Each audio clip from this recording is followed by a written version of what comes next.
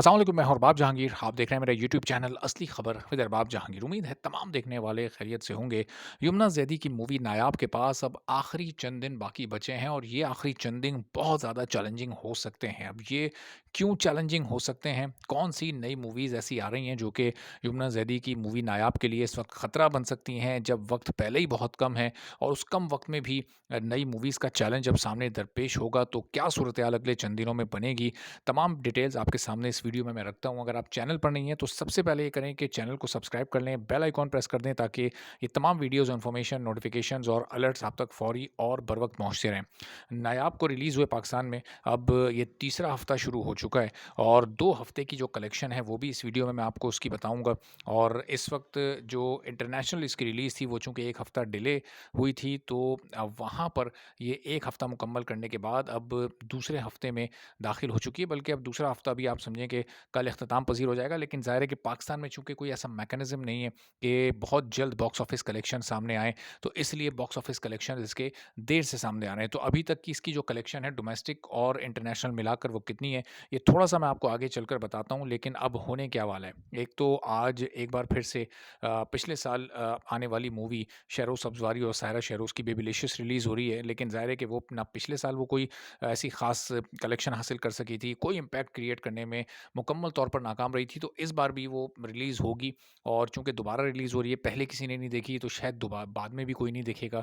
तो वो खैर कोई ऐसी काबिल ज़िक्र मूवी नहीं है। लेकिन अब 2 रोज़ के बाद अबू अलीहा की लिखी हुई और डायरेक्ट की हुई मूवी टकसाली गेट आ रही है और उसमें कास्ट आप कहें कि नॉर्मल सी कास्ट है, कोई बहुत ज़्यादा आउटस्टैंडिंग कास्ट नहीं है। आयशा उमर उसमें है, यासिर हुसैन उसमें हैं, बाबर अली हैं, अली खान हैं। जो थोड़ा-सा ट्रेलर जो अगर आप देखें तो एक हार्डकोर थोड़ी-सी स्टोरी लग रही है और पाकिस्तानी सिनेमाज़ में आम तौर पर इस तरह की मूवीज़ बड़ा बिज़नेस नहीं करती हैं। हम अगर अबू अलिया की पिछली मूवी दादल देखें जिसमें सोनिया हुसैन एक बॉक्सर के रूप में सामने आई थीं, तो उस मूवी ने भी कोई ख़ास कलेक्शन नहीं किया था।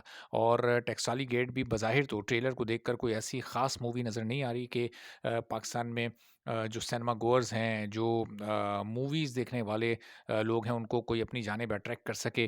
तो शायद ये मूवी भी यमुना ज़ैदी की नायाब के लिए कोई बड़ा चैलेंज नहीं बन सके। और फिर ये एक ऐसे वक़्त में आ रही है कि ये 16 फरवरी को रिलीज़ हो रही है और इसको जो बॉक्स ऑफ़िस कलेक्शन के लिए, कमाई के लिए सिर्फ़ 3 हफ़्ते मिलेंगे। चूँकि इस मूवी की रिलीज़ के बाद जब चौथा हफ़्ता शुरू होगा, तो फिर रमज़ानुल मुबारक का महीना शुरू हो जाएगा और उसमें ज़ाहिर है कि मूवीज़ का जो रुझान है लोगों के देखने का, वो ऑलमोस्ट ख़त्म हो जाता है।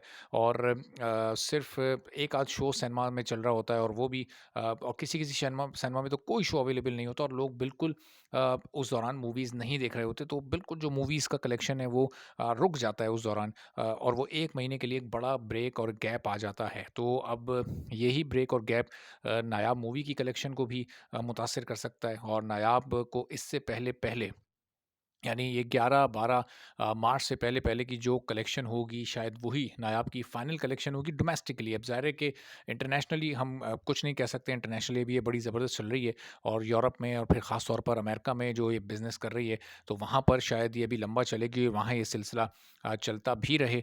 और अब यहाँ की जो कलेक्शन है इस वक़्त पाकिस्तान की, वो मैं आपको बता देता हूँ कि 2 हफ़्ते के जो फ़िगर्स हैं वो अ, बहुत ही लो हैं। वो जो एक्सपेक्टेशंस थी वो बिल्कुल भी पूरी इस मूवी से नहीं हुई।